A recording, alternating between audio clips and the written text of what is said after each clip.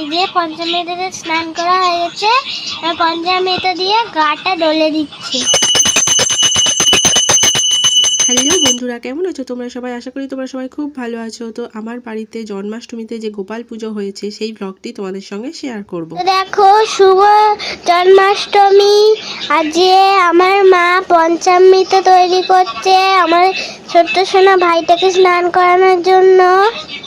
এই যে পঞ্চামৃত দেখতেই তো পাচ্ছ, আর এই যে আমার ভাই, আর এই সব আমার ইচ্ছে মামা আমার গপু সোনাকে পঞ্চামৃত দিয়ে স্নান করিয়ে দিচ্ছে। সবাইকে শুভ জন্মাষ্টমীর প্রীতি, শুভেচ্ছা ও ভালোবাসা। আজ জন্মাষ্টমী, তাই সকাল সকাল ঘুম থেকে উঠে স্নান করে নিজে রেডি হয়ে নিলাম। তারপর গোপালকে আমি পঞ্চামৃত দিয়ে স্নান করালাম।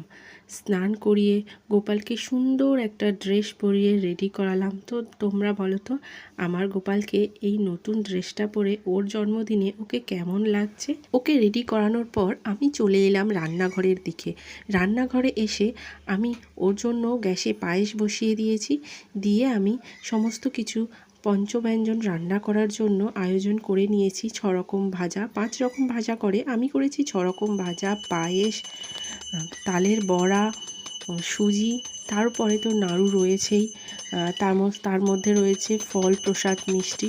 তো আমি সারাদিন উপোস করে ওর জন্য এই আয়োজনগুলো করেছি। আমি কোনো ব্রাহ্মণ ডাকিনি, আমি নিজেই পুজো করেছি। কারণ আমার গোপাল আমার বাড়িতে আমার ছেলে রূপে বিরাজ করে। আর আমার গোপাল আমার বাড়িতে কিভাবে এলো সেই ব্লগটি আমি তোমাদের সঙ্গে অন্য একদিন শেয়ার করে নেব। কারণ ব্লগের প্রথমেই তোমরা দেখতেই পেয়েছো আমার মেয়ে আমার গোপালকে ভাই বলে ডাকছে।